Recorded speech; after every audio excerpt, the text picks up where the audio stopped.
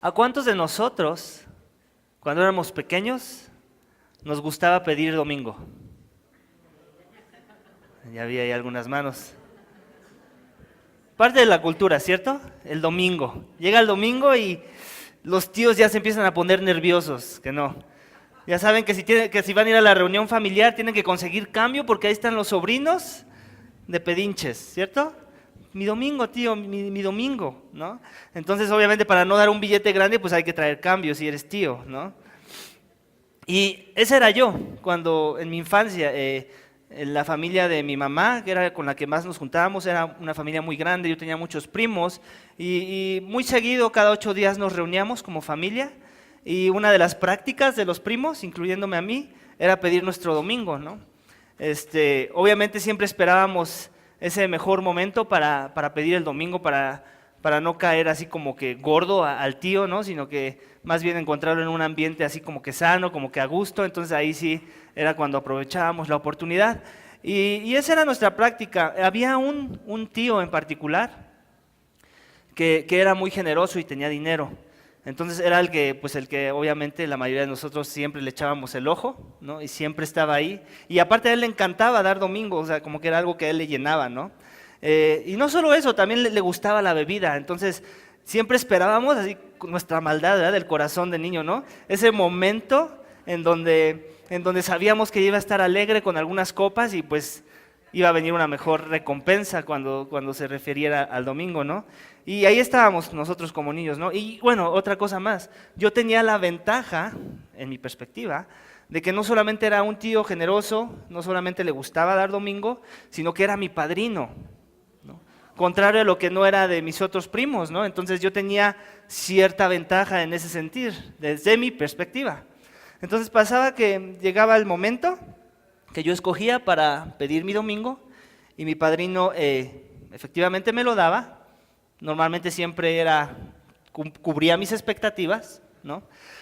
Pero también llegaba a pasar que este padrino le daba su domingo a un primo mío y después el primo mío se acercaba a mí y me decía, mira lo que me dieron de domingo. Y llegó a pasar un par de veces que el domingo de mi primo era mayor que el domingo que a mí me dio el padrino mío, ¿no? Entonces, en ese momento, pues ya se imaginarán lo que pasaba por mi mente. ¿Qué está pasando? ¿Qué tipo de padrino es este? Porque es injusto. Yo soy el ahijado. Yo debería de tener ese billete o esa moneda más grande, no mi primo. ¿Acaso que él se esperó a la siguiente copa o algo así? ¿Qué pasó ahí? Ahí como que no cuadraba, ¿no? El chiste es que llegaban a pasar, y yo como niño, obviamente en mi ignorancia y obviamente en mi egoísmo, pues sí me enojaba, me fastidiaba la situación. ¿Por qué? ¿Por qué así? Yo tenía que haber tenido esa recompensa, no mi primo. Yo soy el ahijado, él es el padrino, es su obligación remunerarme más a mí, ¿no? Entonces ya para no hacerles el cuento largo, pues me molestaba, me enfadaba ver la generosidad de mi padrino puesta en una mayor proporción en otra persona, en la que desde mi perspectiva yo sentía no debía haber sido así, era injusto, estaba siendo injusto en mi mente de niño, ¿no? ¿Y por qué les digo todo esto? Precisamente porque en el libro de Jonás que vamos a empezar a estudiar, vemos una perspectiva muy similar. Una perspectiva donde Dios es como ese padrino que da domingos. Ese padrino generoso, bondadoso, misericordioso, que nos revela un corazón lleno y abundante de misericordia. Este beneficio que Él le va a dar a un grupo de personas que lo único que merecen es lo contrario a la misericordia. Y vamos a ver este personaje en particular, este profeta de Dios, con un corazón muy similar al que yo con mis domingos. Enojado, furioso, cuestionando la misericordia de Dios por haberse atrevido a extender misericordia a alguien que desde la perspectiva del profeta no merecía esa misericordia. El título de mi sermón es este: La misericordia de Dios no es de este mundo. Y conforme vayamos desempacando el primer capítulo, nos daremos cuenta cómo el título de mi sermón hace justicia al texto que vamos a ir escudriñando. Así que vamos a volver a leer capítulo 1, versículo 1. Vino palabra del Señor a Jonás, hijo de Amitai, diciendo: levántate, ve a Nínive, la gran ciudad, y proclama contra ella, porque su maldad ha subido hasta mí. Pero Jonás se levantó para huir a Tarsis, lejos de la presencia del Señor. Y descendiendo a Jope, encontró un barco que iba a Tarsis, pagó el pasaje y entró en él para ir con ellos a Tarsis, lejos de la presencia del Señor. El libro de Jonás, iglesia, es uno de los libros que es considerado dentro de la categoría de los libros proféticos. En la Biblia los libros proféticos son aquellos libros en donde Dios nos va a mostrar, en la mayoría de ellos vamos a ver este patrón, que Dios escoge a un agente humano para hablar en representación suya en contra de su pueblo, como para advertir a su pueblo de la maldad que estaba prevaleciendo en sus corazones, de cómo se habían desviado de sus estatutos.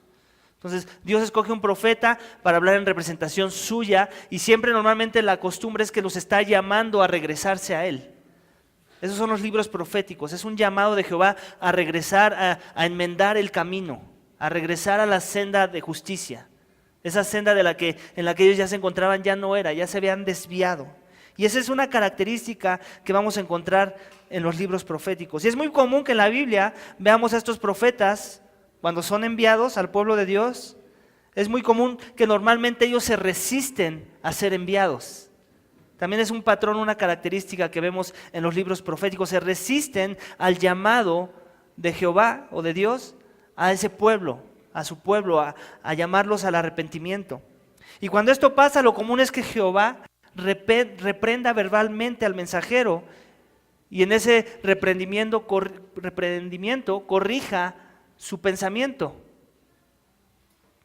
que les hace entender que están mal y que es absurdo no obedecer la comisión que les ha dado. Y entonces, después de un diálogo, obviamente con el profeta termina haciendo la voluntad de Dios. Eso es un patrón otra vez en los libros proféticos, en los profetas menores y mayores que vemos en la Biblia. En el caso de Jonás, el texto no nos menciona que es un profeta. Tampoco vemos una dinámica similar en la que está Jonás tratando de dialogar y discutir el por qué tiene que ir a ese lugar a profetizar, a Nínive. Jonás ni siquiera estaba interesado en alegar. Simplemente y sencillamente le dio la espalda a Dios. No se tomó la molestia. Para tratar de entender un poco la reacción de Jonás con respecto a la comisión que Dios le dio, tenemos que ver un poco del contexto del profeta. Para esto no tienen que ir a sus Biblias, pero si quieren vayan. Vamos a leer un poquito de Reyes, Segunda de Reyes, capítulo 14, versículos 23 al 27. Se los voy a leer rápidamente.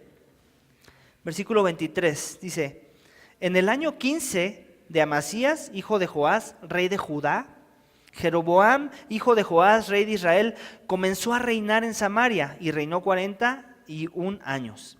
E hizo lo malo ante los ojos del Señor. No se apartó de todos los pecados que Jeroboam, hijo de Nabat, hizo pecar a Israel. Él estableció la frontera de Israel desde la entrada de Hamat hasta el mar de Arab, conforme a la palabra del Señor, Dios de Israel. Había hablado por medio de su profeta Jonás, hijo de Amitai, que era de Gaefer, porque el Señor había visto la aflicción de Israel, que era muy amarga, pues no había siervo ni libre ni nadie que ayudara a Israel, pero el Señor no había decidido borrar el nombre de Israel debajo del cielo, y lo salvó por mano de Jeroboam, hijo de Jehoás. Entonces, aquí estamos viendo el nombre de Jonás, ¿cierto? Hijo de Amitai, similar a lo que acabamos de leer en el libro de Jonás. Entonces Jonás es un profeta que ya había sido enviado anteriormente.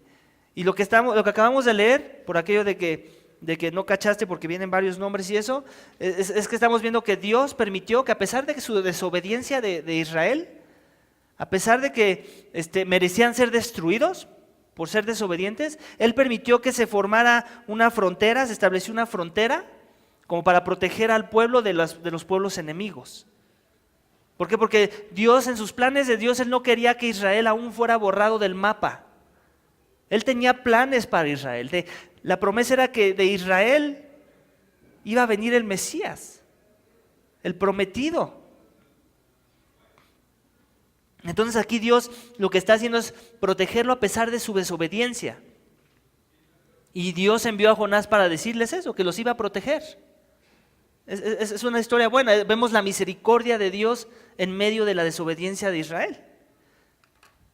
Entonces Jonás ya había sido comisionado como un profeta para llevar al pueblo de Israel concerniente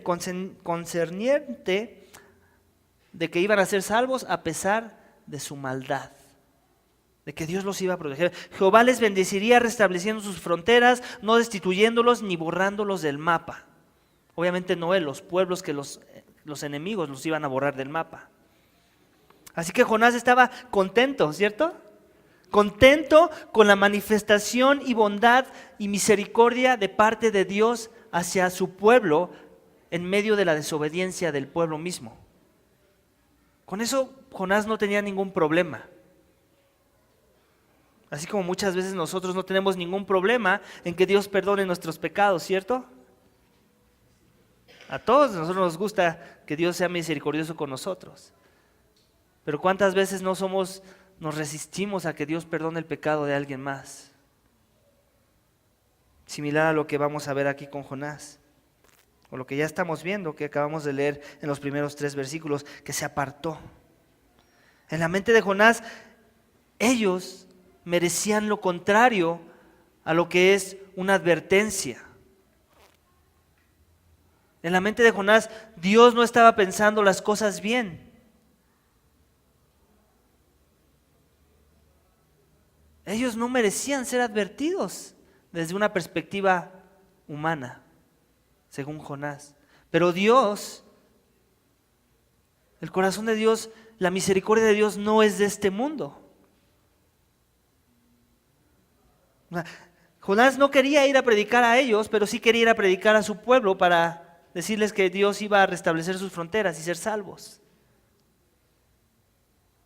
Él no quería advertir de la ira. Él pensaba en su mente, ¿es que acaso Dios ha enloquecido? La petición de Dios escandalizaba la mente de Jonás. Sí está padre ser usado como profeta para mi pueblo, los hebreos, pero ¿para estos paganos asirios de Nínive? ¿Acaso Jehová, Dios, no sabes qué malvados que son estos? ¿Acaso no sabes las maldades de su pecado? ¿Acaso no sabes que son un pueblo opresor que amedrenta a las naciones que ellos quieren conquistar con crueldad? ¿Acaso no sabes que son unos bárbaros que llevan cautivos a los reos, a los que capturan de esas naciones, les ponen una argolla en la boca y los llevan en fila india como prisioneros suyos? ¿Acaso no sabes eso, Jehová? ¿No sabes qué sanguinarios que son, que cortan las cabezas de sus enemigos? En resumen,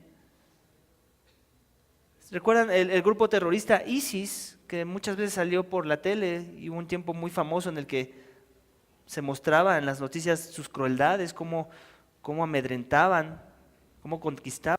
Hagan de cuenta que Nínive en ese entonces era como un ISIS. Es la versión de un ISIS en el tiempo, en el contexto de Jonás. Entonces, ahora que entendemos un poco del contexto, del por qué Jonás obró así, entonces queda un poco más claro por qué esa interacción tan hostil de Jonás con Dios.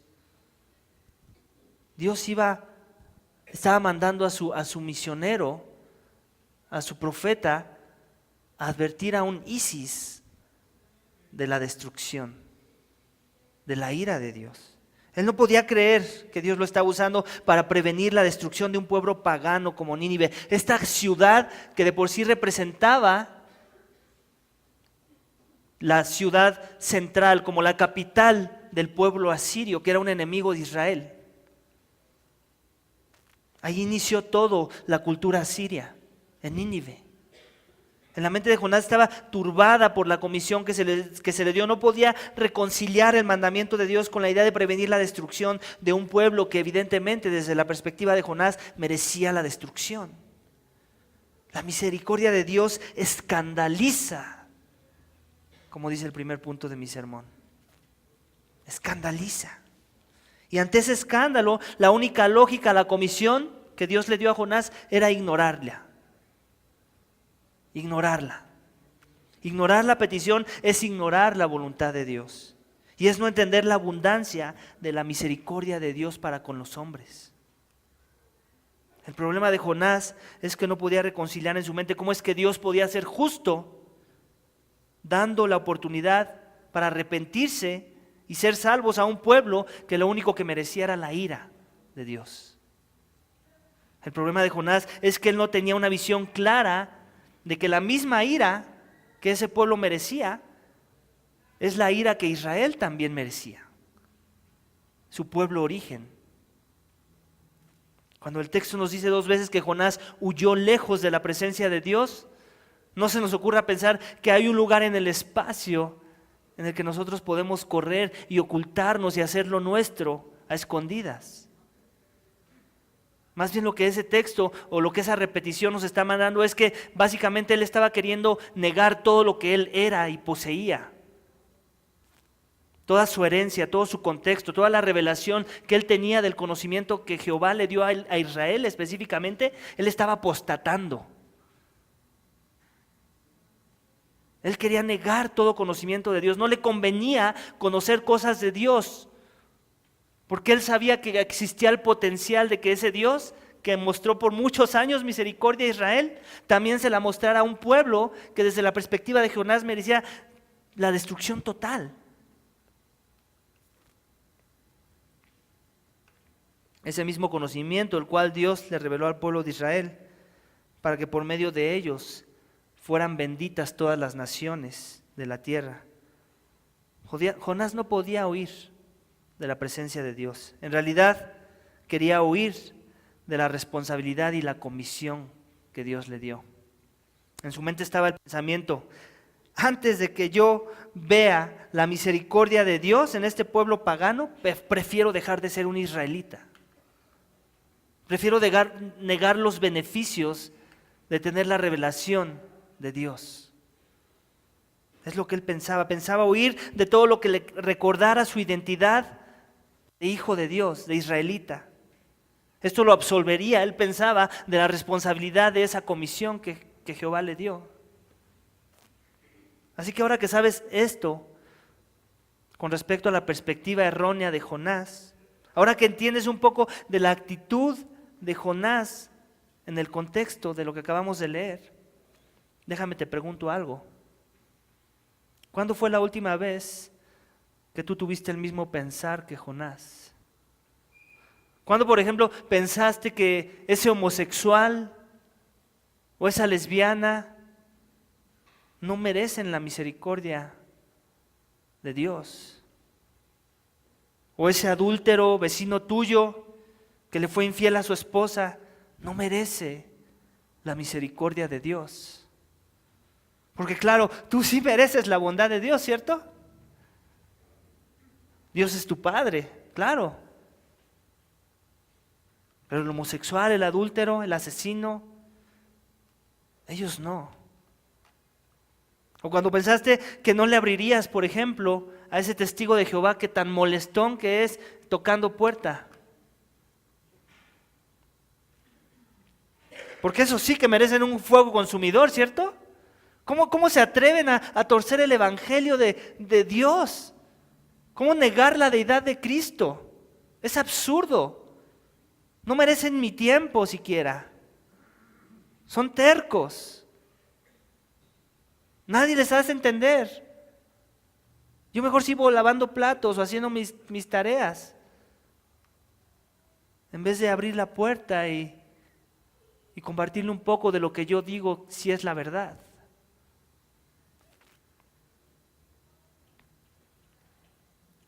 O cuando totalmente pensaste que tú sí merecías el perdón de tu pecado, pero ese hermano que te ofendió a ti, de esa forma tan horrible desde tu perspectiva, sí, no merece. Merece que tal vez seas neutral para verte un poco cristiano. Me voy a ver neutral. Y así estoy bien con Dios. O cuando pensaste que esa que abortó, esa sí merece la justicia de Dios. O cuando pensaste, tú pon eso que pensaste. Todos pensamos cosas distintas y tenemos ideas equivocadas. Y medita sobre esa circunstancia.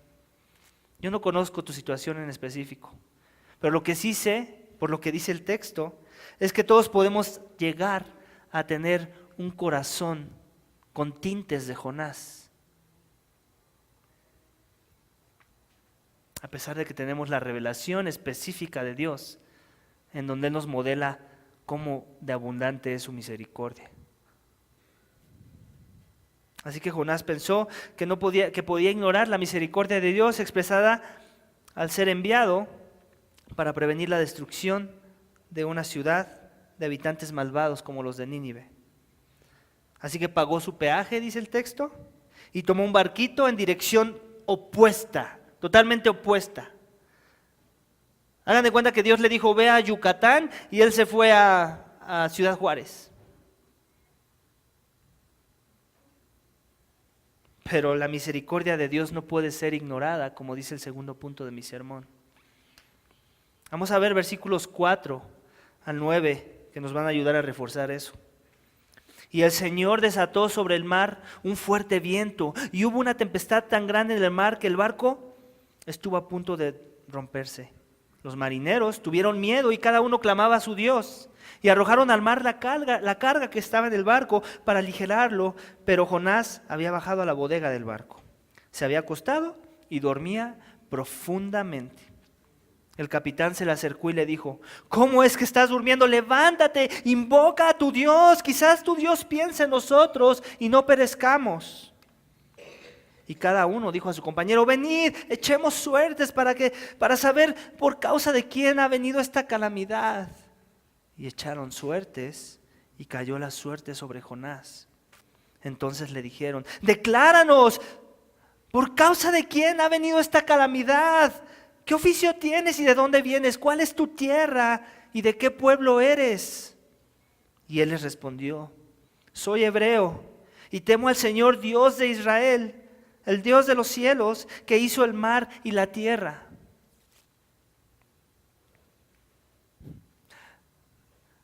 Eso me hace recordar un poquito una anécdota de cuando yo decía tener el deseo, el llamado a predicar, y mis pastores de la iglesia de la que vengo antes de estar en esta, pues se tomaron en serio su rol de entrenar a hombres y prepararlos para la obra del ministerio.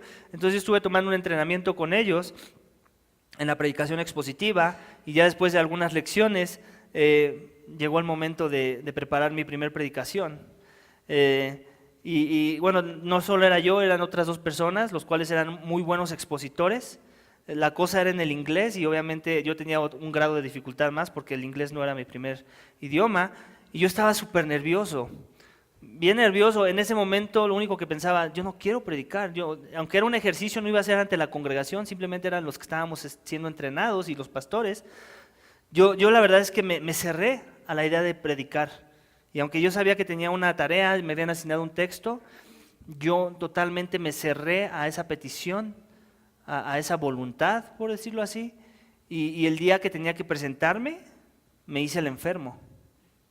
O sea, me hice el enfermo, no fui, no presenté mi sermón. Y obviamente quise evadir la voluntad de Dios sobre mi vida, porque si Dios tenía un llamado para mi persona como predicador, pues obviamente Él iba a encontrar sus formas para eventualmente ponerme en esa tarea, en esa práctica de predicar. Sin embargo, así somos muchas de las veces.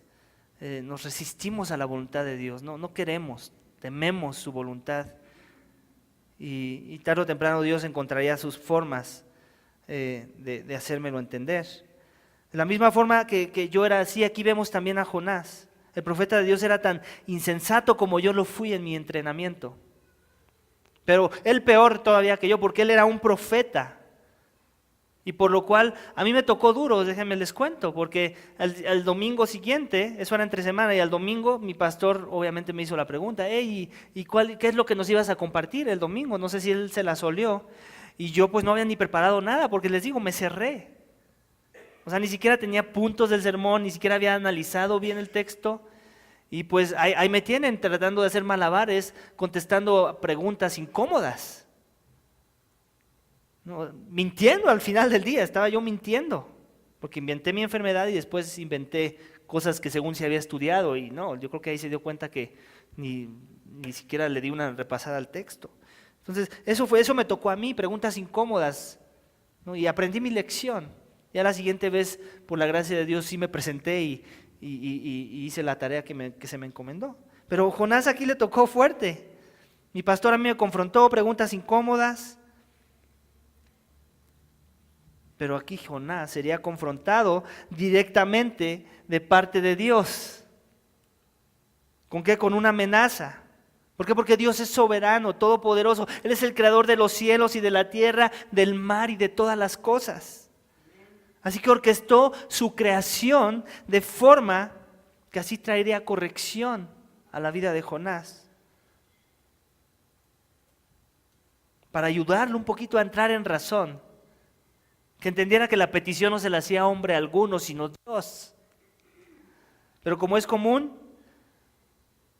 nuestro pecado, cuando cometemos pecado, no nada más nos afecta a nosotros, ¿cierto? Muchas veces, y la mayoría de las veces, afecta a los que están a nuestro alrededor. Los marinos que iban con él comenzaron a tener miedo ante la tempestad, clamaron a sus dioses, dice el texto. Tenemos que ver y entender que esta experiencia de esta embarcación no era común. No es que ellos estaban siendo unas niñitas de que, ¡ay, nos vamos a hundir! Se está hundiendo el barco. No, ellos estaban acostumbrados a eso. No era la primera vez que veían una situación así. Sin embargo, la situación debió haber sido tan distinta a otras veces que les causó temor. Temor de clamar a Dios. Era una situación nada similar a lo que habían experimentado anteriormente. No cualquier tormenta, sino una tormenta del tipo que tenía el objetivo de hundir un barco. Así que, como buenos paganos que eran, ¿qué hicieron? Clamaron a los ídolos. A ver si salían del apuro. Similar a lo que nos pasa y te pasa, tal vez esta mañana, aún si eres cristiano o si no lo eres, que oras, si no lo eres, oras tal vez a una imagen o a un Dios que te inventaste en tu mente que es un pigmento de tu imaginación, que no se parece nada al Dios que se reveló en la Biblia. Cuando estamos en aprieto, ¿cierto? No, que es muy común que nos pongamos a orar. Cuando nuestras vidas están en peligro, muchas de las veces es nuestra primera reacción. Y cuando no vemos respuesta, obviamente siempre tratamos de salir con nuestras propias fuerzas de ese problema. Lo mismo que hicieron aquí los marinos al ver que sus ídolos no les respondían. ¿Por qué? Pues porque eran ídolos, eran falsos, eran inútiles. Solo el Dios que los metió en ese problema tenía las facultades de sacarlos de ese problema. Así que, ¿cuál es tu reacción normal? ¿La de un marinero con experiencia en una circunstancia así? ¿Cuál es la reacción normal de un marinero que tiene experiencia en la mar? Pues hacer las cosas los mecanismos en las fuerzas de ellos para mantener el barco a flote. Arrojar las cosas que hagan que el barco se aligere y entonces pueda tener más tiempo de vida sobre la mar. Entonces, ¿qué hizo el capitán? Bajar a la bodega. para empezar a sacar las cajas pesadas, los barriles. ¿Y qué se encontró? Sorpresa. A un dormilón. A un dormilón ahí acostado como si no estuviera pasando nada, como si las vidas de los demás no estuvieran en peligro. ¿Se imaginan el capitán de ese barco? Yo creo que no lo podía ni creer. Por un lado, él y la tripulación desgastándose para mantener el barco a flote, y por otro lado, Jonás, este viajero incómodo, que en vez de estar ayudando a prosperar el barco, a que no se hunda, está acostado, así olvidándose de la nada. ¿Y qué pasa después? Pues en la sacada de las cajas, lo reprende. Levántate, dormilón. ¿Qué es que no ves lo que está pasando? ¿Por qué no clamas a tu Dios? Jonás estaba tratando de engañarse, de pensar que él podía huir de la voluntad de Dios. ¿Te identificas? Tal vez en aquel momento cuando pensaste cómo es que tu pecado, que es tan fuerte sobre tu persona, es mejor simplemente ya ignorarlo y te olvidas de él y no luchas en contra de ese pecado, no buscas ayuda, no oras, no lees la palabra, no vienes a la iglesia y confiesas tu pecado con algún hermano en confianza para que esté orando por ti. Simplemente te olvidas, ya Dios lidiará con ese pecado. Quitándonos de la responsabilidad, nos rendimos, nos dormimos, te tiras al alcohol, no sé, te distraes, buscas algún tipo de distracción que muchas veces desagrada a Dios. Si ese eres tú, mucho cuidado porque Dios siempre encuentra la forma de desenmascarar la indiferencia a su voluntad, como vemos aquí con Jonás.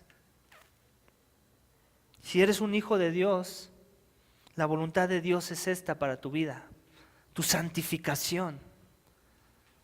Él tiene un deseo ardiente por conformarte a la imagen de Cristo. Y Él va a ver los medios.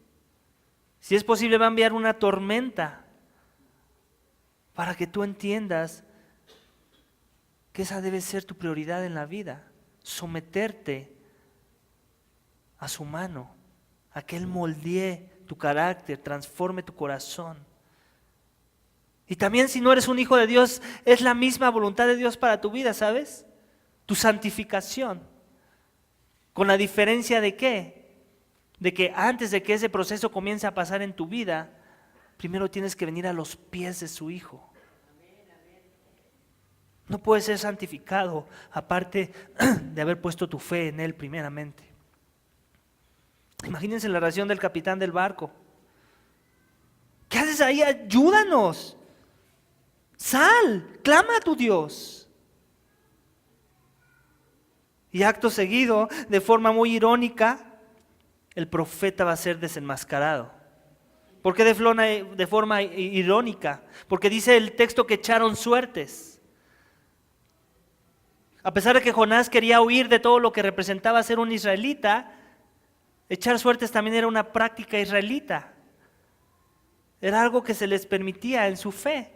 Y los marinos paganos decidieron usar este artefacto de adivinación para también revelar la voluntad de Dios, de ese Dios que trajo esta calamidad sobre sus vidas. Y adivinen qué creen que fue lo que pasó. Dios reveló sobre quién había traído esta calamidad o por culpa de quién. Y cuando menciono que es irónico es precisamente eso, porque Jonás es desenmascarado con un artefacto que se usa en su cultura, en su contexto, echando suertes. Él quería huir de todo lo que representaba su persona. Sin embargo, Dios ocupa la adivinación para desenmascarar al culpable. La exhortación del capitán fue una oportunidad más que Dios le dio a Jonás para arrepentirse, para que se volteara a Dios, para que clamara a Dios. Clama a tu Dios a ver si nos puede Él ayudar. Como diciendo, nosotros ya intentamos de todo, ya sacamos a todos la lista de santos y todos fueron inútiles. A ver si el tuyo sí nos responde. La narrativa nos deja ver que él ignoró el consejo del capitán y él seguía con un corazón endurecido hacia la voluntad de Dios. Pensó que era más fácil ignorar a Dios, aun si eso significaba su muerte. ¿Cuántos de nosotros, siendo honestos, no hemos tenido una actitud similar a veces? Donde Dios te dice, pide perdón o perdona y tú prefieres ignorar su consejo. Porque tu orgullo es más grande que la obediencia. ¿Cuántas veces no viene alguien, nos exhorta porque nos dice que estamos haciendo algo mal y prefieres ignorar a la persona? Prefieres ignorarla y consideras que tú tienes unas mejores formas de interpretar la palabra. Porque Dios no ocupa a las personas, ¿cierto? Para nosotros, para corregir nuestro camino. Para eso tengo mi Biblia, ¿cierto? Es la Biblia la que me exhorta, no otros. Hay formas de torcerla para yo justificar mi caminar, ¿cierto?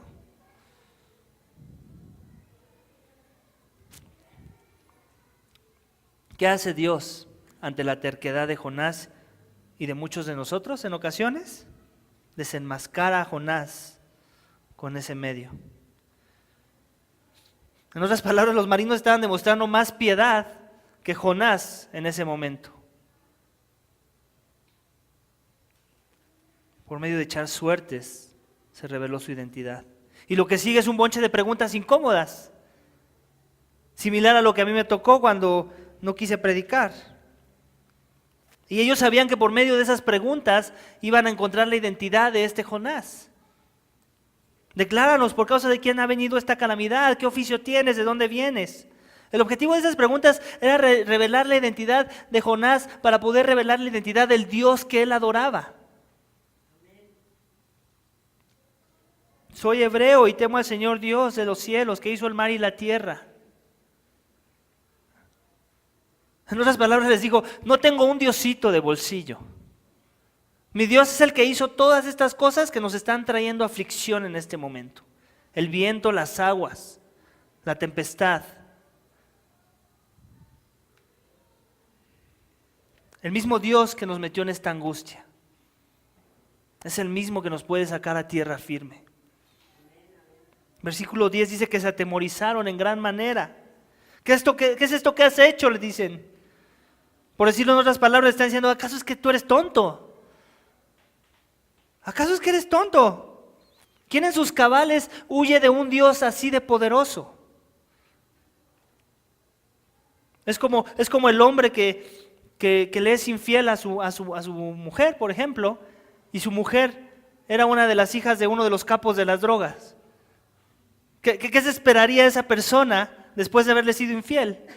Pues una persecución, ¿cierto? Su cabeza está en peligro. O es como la persona que le advirtieron que esa persona con la que quiere echar pleito es un boxeador profesional y aún así va y le echa pleito. Y después regresa con los ojos morados. Pues ¿qué esperaba? Se le advirtió. Algo similar está aquí. Es el tamaño del Dios de Jonás era tan grande que era absurdo haber huido de su voluntad. Aun cuando Jonás ya conocía cómo es que él lidia en contra de aquellos que desechan su voluntad. Él ya se sabía la historia de Faraón, cómo lidió con Faraón. Lo mismo pasa aquí, los marineros básicamente le están diciendo, tú sabías de lo que era capaz tu Dios si le desobedecías. La revelación que te dio no te fue suficiente, conocer su carácter y sus demandas. ¿A quién se le ocurre, Jonás? Y después viene la segunda pregunta lógica de un incrédulo pagano que no conoce nada de la revelación y del carácter de Dios. ¿Qué haremos contigo para que el mar se calme en torno nuestro? Los marinos hasta este punto entendían todo lo que estaba pasando. Estaban conscientes de que ninguno de sus dioses, que eran falsos, podía sacarlos del apuro, solo el Dios de Jonás. Entonces, como tal, fueron sabios. Dijeron, este conoce a ese Dios, Él nos va a dar las herramientas o el secreto para apaciguar la ira. Por eso le preguntan a Él. Él sabe mejor. ¿Qué es el siguiente paso que hay que dar, Jonás? Y sabían que si Jonás no daba la respuesta rápida y certera, en cualquier momento se hundían. Ellos como paganos le estaban preguntando a Jonás, dinos nuestra parte del castigo que hay que darte para apaciguar la ira de tu Dios. Pero Jonás no se las reveló, era terco, necio, con un corazón endurecido. Y la solución que les da viene de una dureza de corazón. Tomadme y lanzadme al mar. ¿Por qué no se lanzó él? Si esa era la solución. Jonás seguro pensó, bueno, si no voy a escapar de la voluntad de Dios, pues mejor me muero ahogado. Así de duro estaba su corazón y de esta solución absurda. Y a ellos les queda claro que era culpa de Jonás esto, pero ellos estaban empezando a formar un concepto más temeroso de Dios. Ellos no querían convertirse en un asesino. Así que los marinos decidieron ignorar la propuesta de Jonás. Y en sus fuerzas otra vez comenzaron a remar. Pero no fue suficiente. Se dieron cuenta que era inútil. El mar insistía con la tarea que su creador le había encomendado de destruir esa embarcación. Ya cuando vieron que su esfuerzo era en vano y que el conocimiento del Dios que tenían, el Dios que estaba provocando esta tribulación, era verdad, entonces hicieron lo que el profeta les dijo para que se calmara la tempestad. Versículo 14 dice que invocaron a Dios, cosa que el mismo Jonás nunca hizo. Con temor y reverencia al Dios de Jonás le pidieron que no los matara por culpa de Jonás. Y encima de eso, mostraron más amor por la vida humana que el mismo Jonás mostró por el pueblo de Nínive. Ellos no querían ser culpables de la muerte que iba a causar arrojar a Jonás al mar, ya que su motivación no era causar la muerte, simplemente escapar la ira de Dios. Cosa que no mostró Jonás con respecto a los habitantes de Nínive, para que ellos pudieran escapar la ira de Dios. Ellos entendieron rápidamente este escenario, que no quedaba mucho tiempo para meditar, que tenían que actuar rápido. Lo que el profeta Jonás no pudo entender en toda una vida de conocer a Dios. Toda una historia de revelación a su pueblo. Es por eso que los marinos declaran en su oración, tú, Señor, has hecho como te ha complacido. Ellos ya entendían que el Dios vivo siempre se sale con la suya. Ellos tenían una necesidad de vivir y en su necesidad clamaron al único que podía salvarles la vida. Entonces oraron entendiendo que estaban a expensas del Dios de Jonás y su misericordia. Los marinos entendieron lo que dice el tercer punto de mi sermón: la misericordia de Dios es mi necesidad en la tempestad. Versículos 15 al 17, tomaron pues a Jonás y lo lanzaron al mar, y el mar cesó en su furia. Y aquellos hombres temieron en gran manera al Señor, ofrecieron sacrificio al Señor y le hicieron votos, y el Señor dispuso un gran pez que se tragara a Jonás, y Jonás estuvo en el vientre del pez 3 días y 3 noches. Iglesia, en este momento lo que estamos viendo es que ellos tuvieron un temor aún más grande, una reverencia absoluta cuando ven la respuesta. Su medio transicionó de un miedo a la naturaleza a un miedo más adecuado. Similar a lo que pasa en un pasaje del Nuevo Testamento, no sé si recuerdan. No son los marineros, son los pescadores, también en un bote. El bote se estaba hundiendo. Ellos estaban aterrorizados. Había un dormilón ahí también, pero no era Jonás. Ese era Jesús. Y estos igual que estos marinos, estos pescadores igual que los marinos de Jonás, aterrorizados, ansiosos y tal vez hasta molestos con su maestro, lo despertaron. ¿Qué no ves? Maestro, ¿tú duermes? Nos hundimos. La diferencia de este mejor Jonás es que este Jonás no pidió cosas absurdas para calmar y apaciguar las aguas. Él con su voz, las aguas y los vientos reconocieron la voz de su Creador y se detuvieron y vino una calma. Y algo similar a lo que pasó con los marineros de Jonás también pasó aquí. El miedo que ellos tenían sobre las aguas transicionó a un mejor miedo, un miedo más adecuado, un miedo hacia aquel al que tenían enfrente y que con su voz calmó las aguas. ¿Quién es este que hasta los vientos y los mares le obedecen?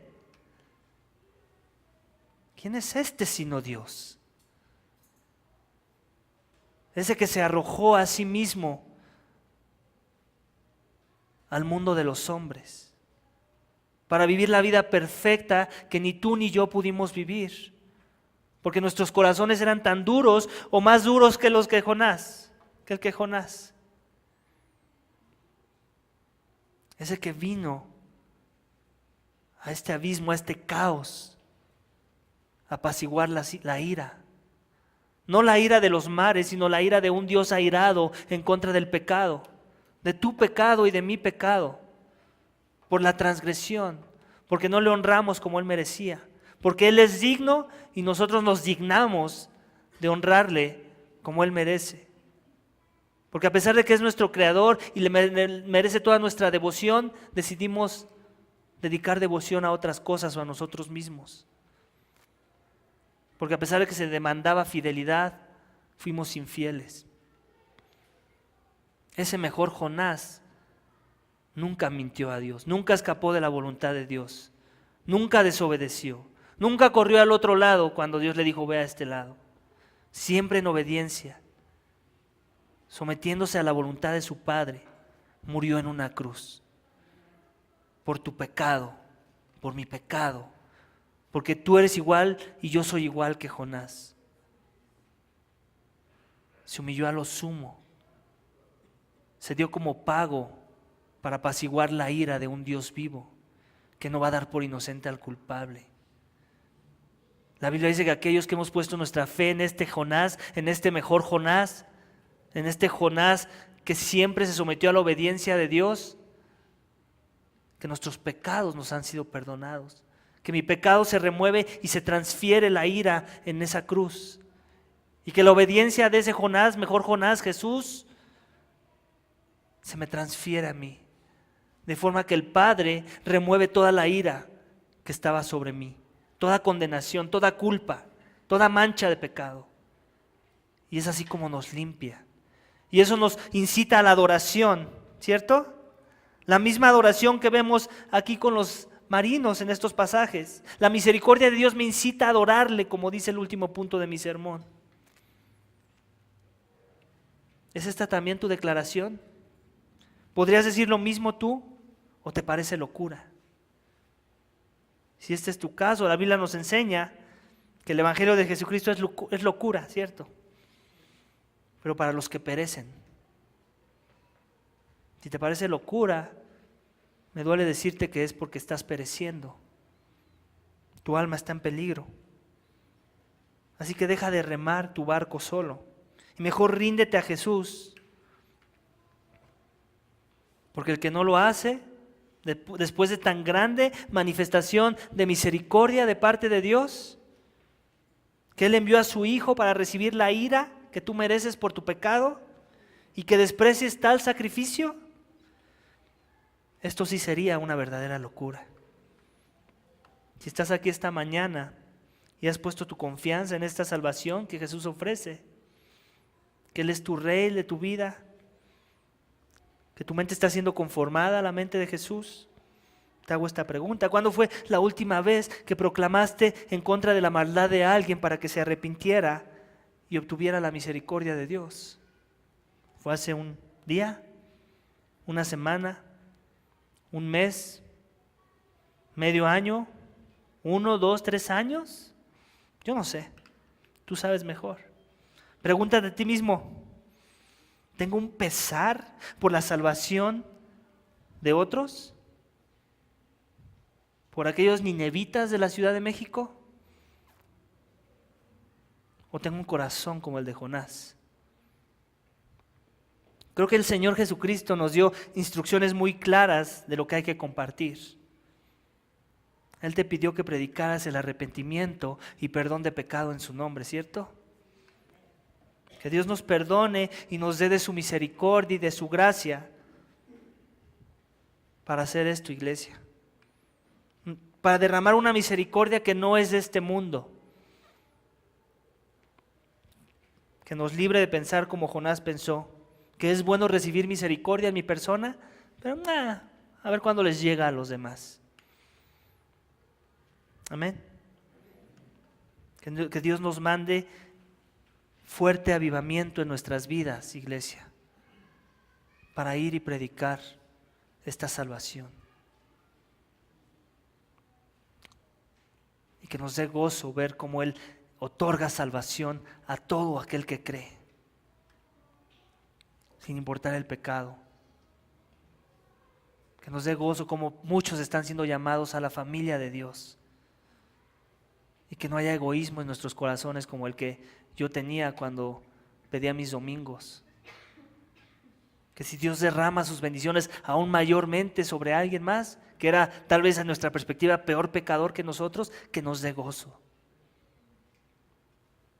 Vamos a orar, iglesia, para que Dios nos dé esa gracia. Señor, te damos gracias por tu palabra. Gracias por el primer capítulo del libro de Jonás, Señor, y cómo trae convicción para mi vida. Señor, úsalo poderosamente. Quita nuestros vestigios de Jonás arraigados en nuestros corazones, Señor. Sabemos que somos potencialmente un Jonás o peores que Jonás muchas de las veces. Danos un corazón sensible a tu palabra, sensible a tu voluntad, sensible a tus mandamientos, sensible a tu comisión. Ayúdanos a no huir de la comisión. Que si ya hemos recibido revelación para bendecir a las naciones, ¿quiénes somos nosotros para guardárnosla, para atesorarla y no sacarla a la luz, para esconder la vela debajo de un talmud? Perdónanos nuestra indiferencia, nuestro corazón duro a veces, a pesar de que hemos recibido tan grande manifestación de misericordia.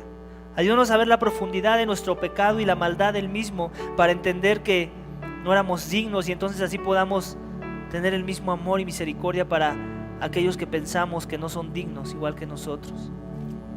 En el nombre de Cristo Jesús te lo pedimos y te damos gracias.